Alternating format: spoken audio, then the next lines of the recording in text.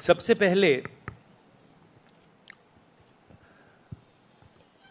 ये समझना होगा कि हिंदुस्तान के राजनीतिक स्ट्रक्चर में हो क्या रहा है। आरएसएस ने और बीजेपी ने और खासतौर से नरेंद्र मोदी जी ने जो स्ट्रैटेजी बनाई है उसका फाउंडेशन क्या है, उसकी नींव क्या है, सबसे पहले यह समझना है। नरेंद्र मोदी जी ने जैसे अदानी जी की मोनोपोली है पोर्ट्स पर, इंफ्रास्ट्रक्चर पर, डिफेंस में, वैसे नरेंद्र मोदी जी ने पॉलिटिकल फाइनेंस की मोनोपोली बनाई है। कैसे बनाई है? ED, CBI, income tax department का प्रयोग करके। अगर आप बॉन्ड स्कीम्स को देखें तो उसमें साफ दिख जाता है कि नरेंद्र मोदी जी ने, बीजेपी ने एक प्रकार से पॉलिटिकल फंडिंग एक्सटॉर्शन से, धमकी से, प्रेशर से बनाई है। खारगे जी ने कहा जो भी भ्रष्ट हैं वो सब बीजेपी में जा रहे हैं। उसका कारण है क्योंकि नरेंद्र मोदी जी चाहते हैं कि पॉलिटिकल फाइनेंस की मोनोपोली उनके हाथों में हो।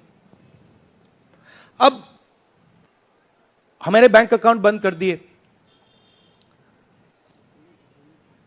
हमारे पास ओरिजिनल रास्ता जो था वही हमारा रास्ता है। हम जनता के साथ जाकर मिलकर उनके लिए लड़ते हैं। ये जो मैनिफेस्टो बना है, ये मैनिफेस्टो कांग्रेस पार्टी ने नहीं बनाया है। ये मैनिफेस्टो हिंदुस्तान की जनता ने बनाया है। हमने सिर्फ इसको लिखा है, ठीक है, और हमने सिर्फ इसको लिखा है। जो किसानों ने हमें बताया, खारगे जी को बताया, मुझे बताया, बाकी नेताओं को बताया, वो हमने लिखा है। चाहे वो रोजगार की बात हो, चाहे वो कॉन्ट्रैक्ट लेबर की बात हो, हजारों लोगों से बात करके हमने ये हिंदुस्तान की आवाज है, ये लिखी है। मगर जो राजनीति में आज हो रहा है वो क्लियर है कि सब पार्टीज को नरेंद्र मोदी, ईडी, सीबीआई, इन इंस्टीट्यूशंस को कैप्चर करके फाइनेंशियली मोनोपोली बना रहे हैं अपनी। और चुनाव के बाद रियलिटी है कि ये जो फाइनेंशियल मोनोपोली बड़ी इंटरेस्टिंग चीज है, क्योंकि सारा इंफॉर्मेशन, सारा का सारा इंफॉर्मेशन, किससे एक्सटॉर्शन किया है, किसको कॉन्ट्रैक्ट दिया है, कॉन्ट्रैक्ट देने के बाद उसने कितना पैसा दिया है, वो पूरी ब्लूप्रिंट, पूरी की पूरी ब्लूप्रिंट इलेक्टोरल बॉन्ड्स में लिखी हुई है। तो नरेंद्र मोदी जी ने आज नहीं तो कल ऑपोजिशन को पूरी chargesheet, proof sheet electoral bonds के थ्रू पकड़ा दी है। तो इसीलिए थोड़ा टेरर हो रहा है उनको, इसीलिए यह नंबर निकला है 400 पार। इसलिए ये महाराष्ट्र में हमारे नेता ले जा रहे हैं, हरियाणा में सब जगह हमारे नेता ले जा रहे हैं, क्योंकि उनको लग रहा है कि भैया अगर 400 पार नहीं 180 हो गई, 160 हो गई, 140 हो गई तो नैया पार हो जाएगी। Thank you. आशीष सिंह।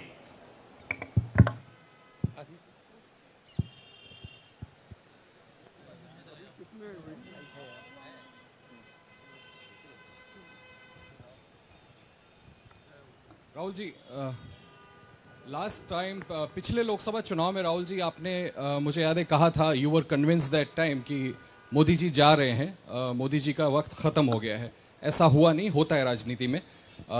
इस दफा नरेंद्र मोदी को आप कितनी बड़ी राजनीतिक चुनौती मानते हैं सर 2024 के चुनाव में? देखिए, 2019 में ये शुरू हुआ, आज ये एक तरह पीक पे पहुंच गया है। हिंदुस्तान के सारे इंस्टीट्यूशंस उनके हाथ में हैं, पॉलिटिकल फाइनेंस की मोनोपोली उनके हाथ में है, CBI, ED, income tax, EC, ये सारे के सारे बीजेपी के हाथ में है, बीजेपी के कंट्रोल में है।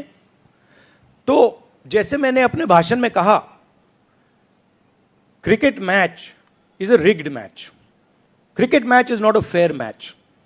उसमें चाहे सोशल मीडिया की बात करें, आप हमारे नेताओं के, ऑपोजिशन नेताओं की सोशल मीडिया देख लीजिए, मेरा यूट्यूब देख लीजिए, मेरा फेस टाइम देख लीजिए, फेसबुक देख लीजिए, इंस्टाग्राम देख लीजिए, तो ये सारा का सारा स्ट्रक्चर कंट्रोल्ड है, रिग्ड है। इसलिए बहुत जरूरी है कि जनता इस बात को समझे कि ये नॉर्मल चुनाव नहीं है, ये लोकतंत्र को बचाने का, संविधान को बचाने का चुनाव है, और इसको लड़ना और जीतना बहुत जरूरी है। ये चुनाव 2-3%, 5% और बाकी हिंदुस्तान के बीच में चुनाव है, और जो बाकी हिंदुस्तान चाहता है वो इस मैनिफेस्टो में है, और जो 2% चाहता है, जो अदानी जी चाहते हैं, वो आप उनका मैनिफेस्टो देख लीजिए, आपको पता लग जाएगा, उसमें उनकी रिक्वेस्ट लिस्ट पूरी की पूरी आपको मिल जाएगी। Thank you. आखिरी सवाल कुमार विक्रांत सिंह।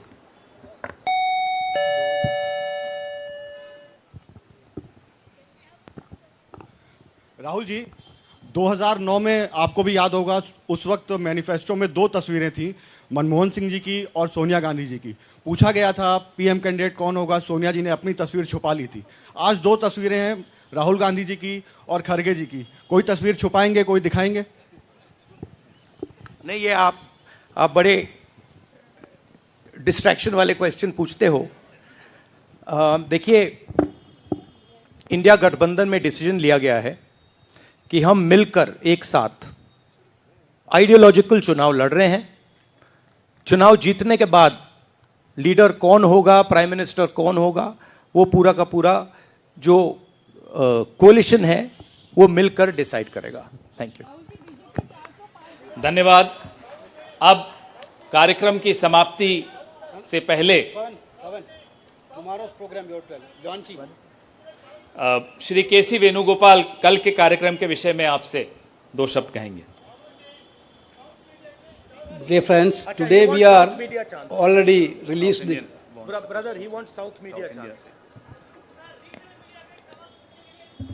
इन्हें माइक दीजिए, जो साउथ इंडिया से हमारे जो साथी हैं, और ये आखिरी सवाल होगा। चिक चिक।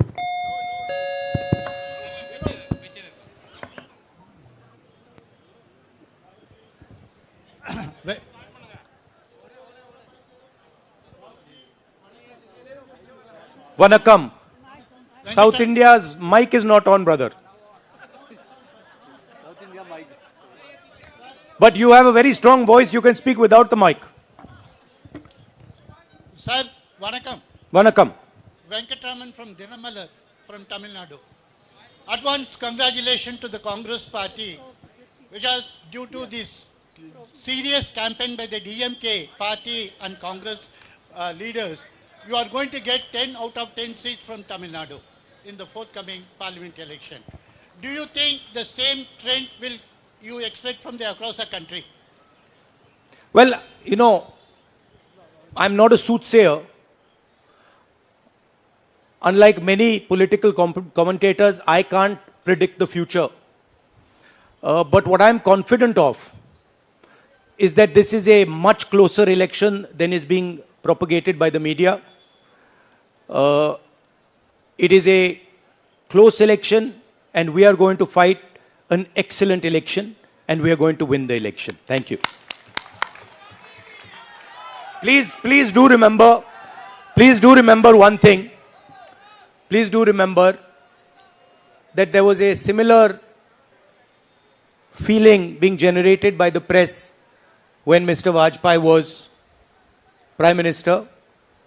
There was the India Shining campaign. So we have a similar idea being propagated. India Shining with 2-3 new dimensions. International dimension, all sorts of new dimensions. Full support